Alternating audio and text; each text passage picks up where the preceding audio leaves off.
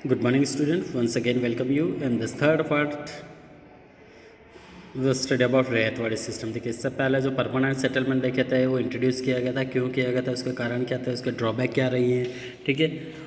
तो और इसका हार्मफुल इफेक्ट किसके ऊपर रहा था, ये सारी चीज़ें हमने देखी। अब देखिए, उसके बाद नेक्स्ट रैयत वाली सिस्टम इंट्रोड्यूस किया था, ये किया था सर थॉमस मुनरो ने, ठीक है। किसने किया था? Sir Thomas Munro. देखिए, वो लॉर्ड कार्नवालिस इसने इंट्रोड्यूस किया था महल परमानेंट सेटलमेंट, उसमें परमानेंट फिक्स इनकम होती थी कंपनी की। अब रैयत वाली सिस्टम इंट्रोड्यूस किया था थॉमस मुनरो ने इन 1820 में, ठीक है। वो 93 में स्टार्ट हुआ था, 1793 में स्टार्ट हुआ था बंगाल, बिहार, उड़ीसा में, और ये किया गया था 1820 में सिर्फ मद्रास में किया गया था। Later it was introduce in Bombay presidency. उसके बाद मद्रास के बाद बॉम्बे में भी शुरू कर दिया गया था। इन दिस सिस्टम, देखिए इस सिस्टम में होता क्या था, in this system there was a direct relation between the government and ryot peasant. देखिए, यहाँ पे गवर्नमेंट और किसानों के बीच में डायरेक्ट रिलेशन हुआ करता था। Every land holder was the recognise as its owner and he could sell that transfer is land. और हर एक जो ऑनर होता था वो अपनी फसल को बेच सकता था या लैंड को बेच सकता था। And he was assured ownership of the land is as long he paid the land revenue. और वो उसको इस बात का अश्योर था, विश्वास था कि जब तक वो पेमेंट लैंड रेवेन्यू पे करेगा तब तक वो ज़मीन का मालिक रहेगा। And the revenue was fix after the assessment of the land. देखिए, जब उनको लैंड असेसमेंट कर दी जाती तो उसके बाद उनके जो रेवेन्यू वो फिक्स कर दिया जाता था। इन अनफेवरेबल कंडीशन, देखिए अनफेवरेबल मीन्स जैसे कोई ड्रॉट, फ्लड या फेमाइन या कुछ नेचुरल क्लाइमेटिक कंडीशन के दौरान the revenue was discount, revenue में डिस्काउंट किया जाता है। देखिए, उसमें कोई डिस्काउंट नहीं था, लेकिन यहाँ पे डिस्काउंट दिया जा रहा था। If the revenue was not paid the holder was evicted. देखिए, यदि पेमेंट नहीं देते तो फिर इसको अवेक्टेड कर दिया जाता था। And the revenue was fix in the term of money. और रेवेन्यू टर्म मनी के तौर पे फिक्स हुआ करती थी कि आपको इतनी ज़मीन पे इतना पैसा देना है। This system was covered nearly all southern state, many state, western state. देखिए, ये जो सिस्टम पूरे साउथर्न में कवर कर लिया गया था, उसके साथ वेस्टर्न स्टेट में भी कवर कर लिया गया था। अब इसमें भी कुछ शॉर्ट कमिंग होती थी, ठीक है, कुछ कमियाँ। देखिए, शॉर्ट कमिंग देखें, दो this system was more flexible. देखिए, काफ़ी से हालांकि ये बहुत फ्लेक्सिबल हुआ करता था, इसमें किसानों को छूट भी था, ठीक है।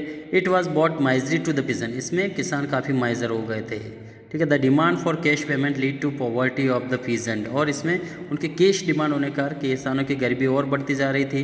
And they had to do depend on the money lender. और वो मनी लेंडर पे डिपेंड किया करते थे टू पे द ऑफ रेवेन्यू और loss there land in case of crop fail. फसलें कमी फेल होने में उनको काफ़ी उनकी ज़मीनें छिन गई थी। Also the cultivator could not save enough money to invest in the land to increase the productivity. ठीक है, यहाँ पे कल्टिवेटर भी ज़्यादा पैसा नहीं बचा सकते थे ताकि वो खेती में वापस लगा सके और प्रोडक्टिविटी को बढ़ा सके। The officer in charge of revenue collection were cruel and oppressive.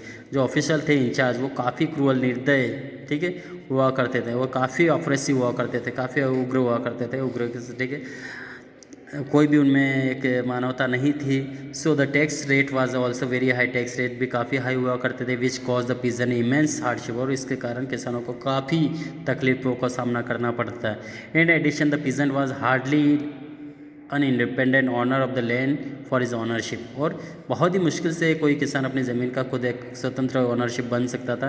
And most of the किसान जो depend on his ability of to tax day. और सारे किसान टैक्स पेमेंट की एबिलिटी पे ही सिस्टम डिपेंड हुआ करते थे। अब नेक्स्ट आता है यहाँ पे महलवाड़ी। देखिए, 3 सिस्टम थे agriculture permanent, lord Cornwallis, Mahalwari, Munro. अब नेक्स्ट आता सॉरी, उससे पहले रैयतवाड़ी था, मुनरो और महलवाड़ी तीसरा था। देखिए, Mahalwari system, this system was introduce in north India. ये नॉर्थ इंडिया में था बाय हॉल्ट मैकेंजी। देखिए, ये सिस्टम इंट्रोड्यूस किया था हॉल्ट मैकेंजी इन 1813 में, ठीक है।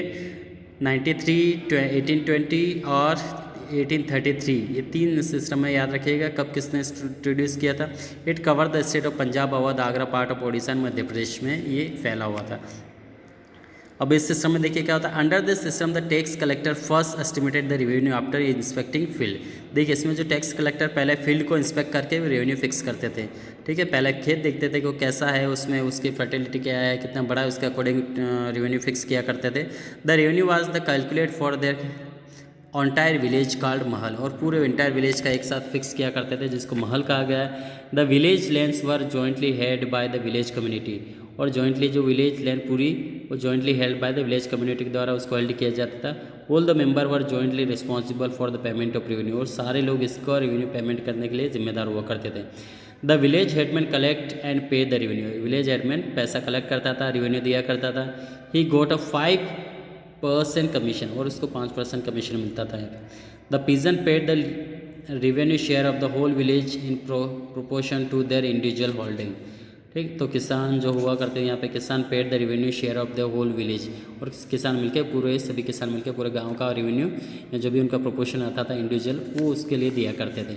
ठीक है, so this system broke down because they were very high demand of revenue, और ये सिस्टम को भी तोड़ दिया गया है क्योंकि इसमें रेवेन्यू की काफ़ी हाई डिमांड होने लगी थी। And another reason was their rigidity in the revenue collection, और काफ़ी रिजिडिटी प्रॉब्लम हो रही थी इसमें रेवेन्यू कलेक्शन में। ठीक है, ये आप देख सकते हैं। सबसे पहले ये जो ब्लू कलर का है ये परमानेंट सेटलमेंट बंगाल, उड़ीसा और